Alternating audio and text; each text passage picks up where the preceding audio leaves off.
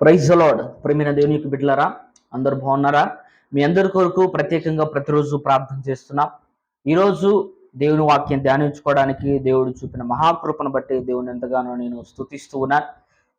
పరిశుద్ధ గ్రంథములో నుంచి దేవుని వాక్యము, ప్రకటన గ్రంథము 1వ అధ్యాయము 6వ వచనం నేను చదువుతాను, శ్రద్ధగా ఆలకించండి. మనలను ప్రేమించుచు తన రక్తము వలన మన పాపముల నుండి మనలను విడిపించువానికి మహిమయు ప్రభావమును యుగ యుగములు కలుగునుగాక. ఆమేన్.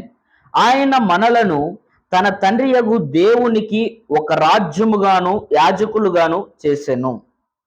ప్రియమైనటువంటి దేవుని యొక్క బిడ్డలారా, దేవుడు మనలను ప్రేమించుచు తన రక్తము వలన మన పాపముల నుండి మనలను విడిపించాడట.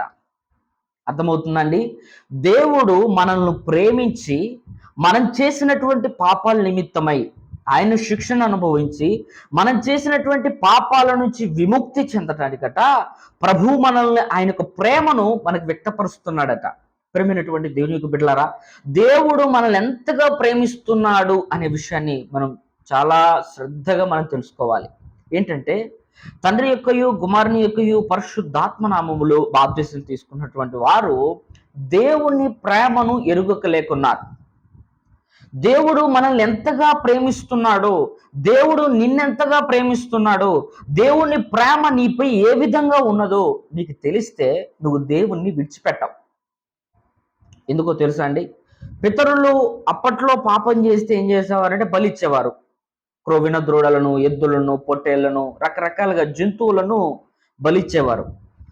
బలిచ్చి ఆ రక్తం ద్వారా వాళ్ళు పాపాలు కడిగబడతాయని అట్లా బలిస్తూ వచ్చేవారు. అయితే మానవులుగా పిలువబడుతున్నటువంటి మన యొక్క పాపాలు కడిగివేయబడటానికి ఒక నిష్కలంకమైన పరిశుద్ధమైన రక్తం కావాలి.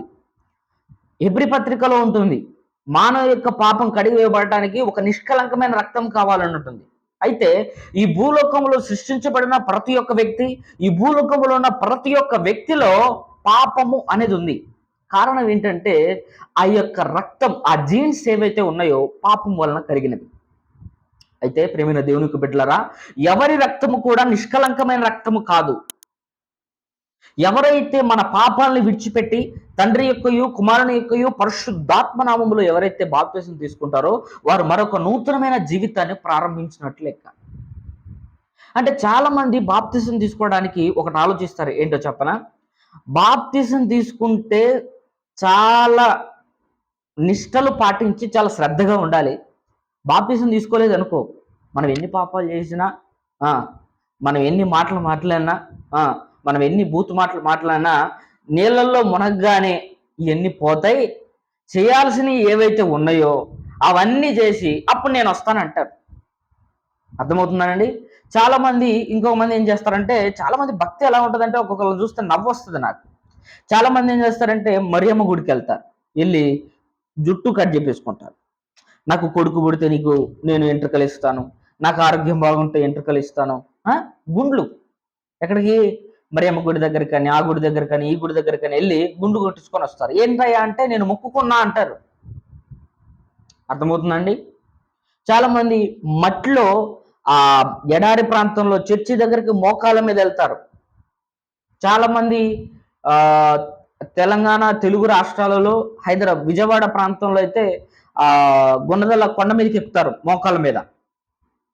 అక్కడ ఇసుకలో నడుస్తారు. ఎందుకయ్యా మీరు ఇట్లా ఎక్కుతున్నారని? నేను మొక్కుకున్నా, నా మొక్కుబడి, నేను ఇట్లాగైతే ఇట్లా చేస్తానని దేవుని మొక్కుకున్నాను, అందుకోసమే నేను చేస్తున్నాను అంటారు. ఎంత పిచ్చి ప్రజలు అనిపిస్తుంది నాకు. దేవుడేమో నువ్వు కావాలి, నీ మనసులో నాకు చోటు కావాలి, నువ్వే నాకు కావాలని అంటే, నువ్వేమో నా ఎంట్రుకలు ఇస్తా, నా డబ్బు ఇస్తా, నా సమయం ఇస్తా. నువ్వు అది కాదు నాన్న, నీకు కావాల్సింది, దేవుడికి కావాల్సింది నీ ఎంట్రుకలు కాదు, దేవుడికి కావాల్సింది నువ్వు సంపాదించే డబ్బు కాదు. దేవుడి కాడ అన్ని సమస్తం ఉన్నాయి. దేవుడు కావాలంటున్నాడు, నిన్ను ప్రేమిస్తున్నాడు ఆయన, నువ్వు కావాలని ఆశపడుతున్నాడు. నువ్వు దేవుని నమ్ముకొని నువ్వు దేవునితో సహవాసం చేయకుండా ఎంట్రుకలు ఇచ్చి మొక్కుబడి చెల్లించానని భ్రమలో నువ్వు ఉంటే ఎలా చెప్పండి? ఎన్నాళ్ళు ఈ నామకార్థ జీవితం? ప్రియమైన దేవుని యొక్క బిడ్డలారా, దేవుడు మనల్ని ప్రేమిస్తున్నాడు, దేవుడు మనల్ని ప్రేమిస్తున్నాడు అని తెలియజేయడానికి చిహ్నంగా దేవుడు మనకి బాప్తిసాన్ని ఇచ్చాడు. ఉచితమైన రక్షణనిచ్చాడు. ఆ రక్షణ పొందినటువంటి మనము ఏం చేస్తున్నాం అనేది ఇప్పుడు మనం ప్రశ్నించాల్సిన సమయం. దేవుడు నిన్ను ఎంతగా ప్రేమిస్తున్నాడో తెలియాలంటే, దేవుడు నిన్ను ఎంతగా కాపాడుతున్నాడో తెలియాలంటే, నువ్వు ఈ సమయంలో క్షేమంగా ఉన్నావు అంటే కారణం దేవుని ప్రేమే. దేవుని కృప లేనిది మనం ఈ క్షణమైన ఈ సమయంలో నిలబడలేము, మీరు వినలేరు. ఎందుకంటే దేవుని కృప ఉండాలి. దేవుని కృప లేనిది మన దగ్గరకు ఏది రాదు. శోధన వచ్చిందా? దేవుని చిత్తం ఉంది కనుక వచ్చింది. నువ్వు అభివృద్ధిలో ఉన్నావా? దేవుడి చిత్తం ఉంది కనుకనే వచ్చింది. దేవుడు కార్యం జరిగించినప్పుడు ఏమైంది? ఆయన శోధనలు వచ్చినప్పుడు, ఇబ్బందులు వచ్చినప్పుడు, భార్య సహితం, కట్టుకున్న భార్య సహితం, ఏమయ్యా నువ్వు దూషించు, నువ్వు నమ్ముకున్న దేవుని దూషించి చచ్చిపో. ఎందుకు? బ్రతికి అంటే శరీరం మీద మొత్తం కురుపులు వచ్చేసి చిల్ల పెంకులతో గీక్కొని కుక్కలు నాకేటటువంటి పరిస్థితులతో, ఒక దహీనమైనటువంటి పరిస్థితులను యోబు అనుభవించాడు. సాతానుగాడు అంటాడు కదా దేవుడితో, అయ్యా నేను అటు ఇటు తిరుగుతున్నాను, యోబుని ఎప్పుడు మనం చేద్దామనంటే యేసు ప్రభు అంటాడు, ఆయన చుట్టూ బంగారు కంచె నాటావు కదా నువ్వు, అది తీసేయి, నీపై నిజంగా విశ్వాసం ఉందో లేదో నేను ప్రూవ్ చేస్తా అంటాడు. అప్పుడు ప్రభు అంటాడు, సరే నీకు ఆయన ప్రాణం మీద అధికారం ఇవ్వను కానీ నువ్వు పరీక్షించుకో అని చెప్పేసి దేవుడు ఆ కంచెను తీస్తాడు.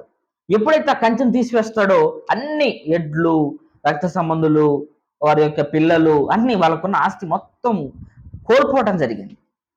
ఆయన ఎప్పుడైతే ఇవన్నీ కోల్పోయాడో ఆయన ఎప్పుడు విశ్వాసం చెరగల. మీరు ఆయన నిజంగా గనక ఆలోచించి, అవును నేను దేవుడిని ఎరిగి ఉన్నాను కదా, నాకు ఎందుకు ఇన్ని సమస్యలు వస్తున్నాయి, అయితే నేను ఆరాధిస్తున్న దేవుడు కాదేమో, లేకపోతే నేను ఆరాధిస్తున్న దేవుడు నా ప్రార్థన వినట్లేదేమో అని కృంగిపోలేదే. చావు బ్రతుకుల్లో ఉన్న ఒక రాజసింహాసనం మీద ఉన్న కూర్చున్న వ్యక్తి, ఒక ఆస్తితో కుటుంబం అంతా కలకలలాడుతున్నటువంటి ఒక వ్యక్తి బూడిదలో కూర్చొని, బూడిద చల్లుకొని, చిల్ల పెంకులతో గీక్కుంటూ, కుక్కలు నాకుతూ ఒక దహీనమైనటువంటి పరిస్థితిలోకి ఆ బిడ్డ అట్లా రావడానికి గల కారణం దేవుడు పరీక్షించాడు. ఆయనకున్నటువంటి కంచెను తీసివేశాడు. సాతానుగాడు శత విధాలుగా ప్రయత్నం చేశాడు, అనారోగ్యం కలుగజేశాడు, ఆస్తిని పోగొట్టాడు, వారి యొక్క భార్య చేత కూడా దూషిపించాడు. కానీ ఏమైంది? దేవుడు ఆ సమస్యల్లో, శోధనలో తట్టుకున్నాడు. నిజమైన దేవుడు యేసుప్రభు అని, ఆయనే గొప్ప దేవుడని అన్నిటిని తట్టుకొని, నేను ఏ విధంగా అయితే మంచి తీసుకున్నానో అదే విధంగా చెడు కూడా తీసుకుంటాను అని ఎన్ని శోధనలు వచ్చినా, ఎన్ని ఇబ్బందులు వచ్చినా పడిపోలేదండి. దేవుడి కోసం నిర్భయంగా నిలబడ్డాడు. దేవుడు దానంతటి కంటే రెండంతలుగా, నూరంతలుగా దేవుడు సమృద్ధినిచ్చాడు ఆయనకి. కారణం ఏంటంటే శోధన వచ్చినప్పుడు దేవుని విడిచిపెట్ల, ఇబ్బందులు వచ్చినప్పుడు దేవుని విడిచిపెట్ల, అలాగని సమృద్ధిలో ఉన్నప్పుడు దేవుని విడిచిపెట్ల. ఆయన నిరంతరము ఏకరీతిగా ఉన్నాడు కనుకనే. డబ్బు ఉన్నప్పుడు అదే భక్తి, డబ్బు లేనప్పుడు అదే భక్తి, పరిస్థితులు అనుకూలంగా ఉన్నప్పుడు అదే భక్తి, పరిస్థితులు అనుకూలంగా లేనప్పుడు అదే భక్తి. దేవుని ప్రేమ, దేవుణ్ణి ప్రేమించే విధానం. దేవుడు మనల్ని ప్రేమిస్తున్నాడు, దేవుడు మనల్ని ప్రేమిస్తున్నాడని చెప్పడానికి చిహ్నంగా దేవుడు మన కోసం రక్తం చిందించాడు, దేవుడు మన కోసం ప్రాణం పెట్టాడు, దేవుడు మన కోసం రక్తాన్ని చిందించి ఆయన శరీరం అంతా కూడా రక్త సిక్తమయ్యే విధంగా మన కోసం ప్రాణం పెట్టాడండి. ఈ భూలోకంలో మన కోసం ఎవరు ప్రాణం పెడతారండి? ఈ భూలోకంలో మన కోసం రక్త చిందించేవారు ఎవరున్నారు? అర్థమవుతుందండి? రక్త సంబంధులైనా, తల్లిదండ్రులైనా, ఇది ఒక విషయాన్ని మీరు గుర్తుపెట్టుకోవాలి. ఏంటంటే రక్త సంబంధులైనా, తల్లిదండ్రులైనా, ఎవరైనా సరే, నేనున్నాను, మా బాబాయ్ సీఎం, అర్థమవుతుందా, మా మామ ఎస్ఐ, ఇట్లా పేరుకు చెప్పుకోవటమే. ఎవరు కష్టాల్లో ఉన్నప్పుడు నేను ఎవరు ఆదరించరు, ఎవరు కాపాడరు.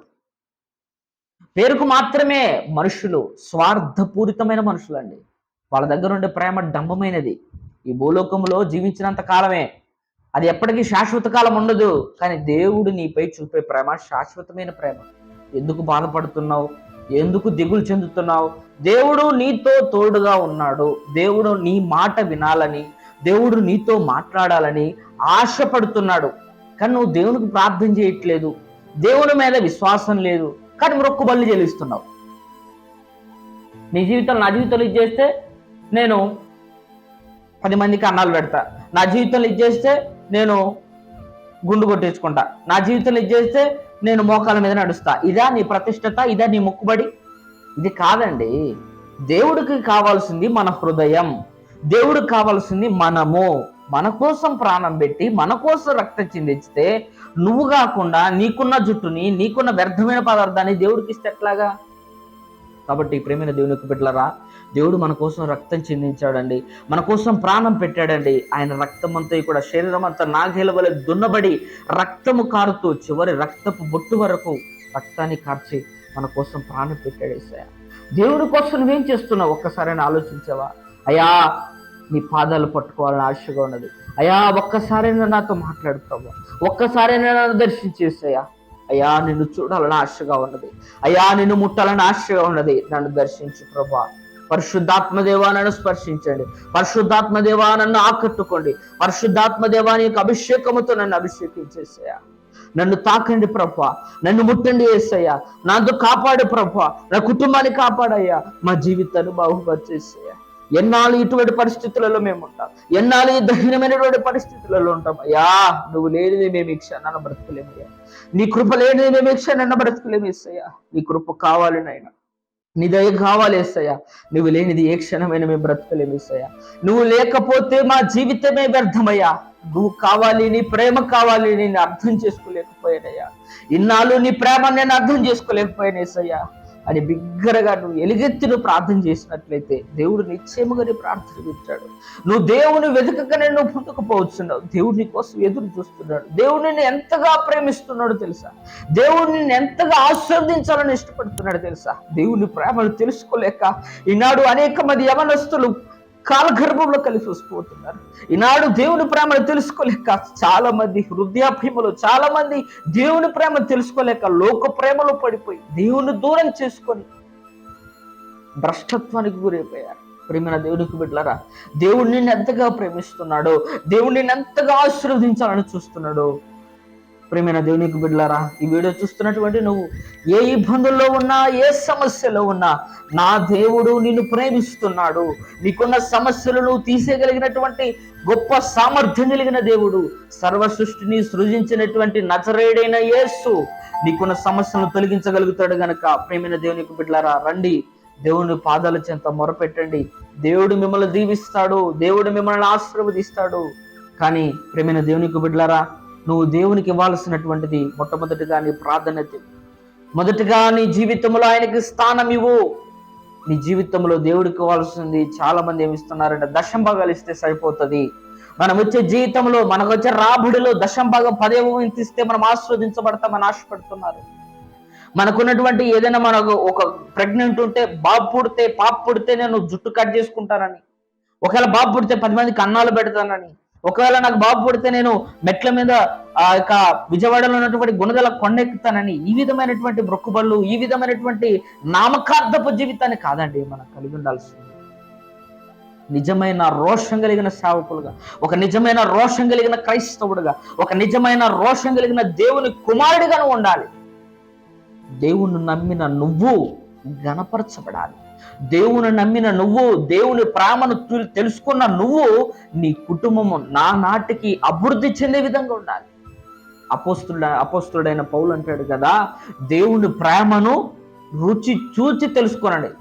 మాటలు వింటాం కాదు, రుచి చూడాలి. మీరు దేవుని ప్రేమ ఎట్లా ఉంటుంది అనేది రుచి చూడాలి అని అంటే నువ్వు ప్రార్థన చేయి.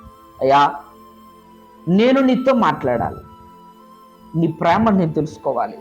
నా కోసం నువ్వు ఈ సిలువలో రక్తాన్ని కార్చినటువంటి త్యాగం, నా కోసం ఎందుకు మరణించవయ్యా?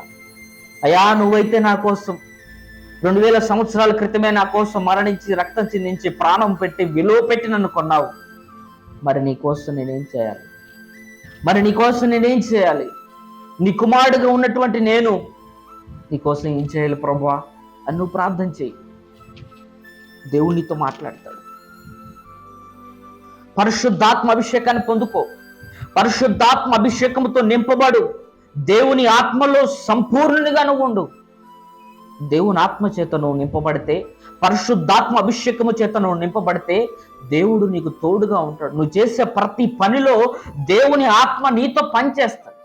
నువ్వు ఏ పని చేసినా అది కరెక్టా రాంగా, నువ్వేం చేస్తున్నావు, ప్రతిదీ ఒక పరిశుద్ధాత్మ దేవుడిని నిన్ను గద్దిస్తూ ఉంటాడు.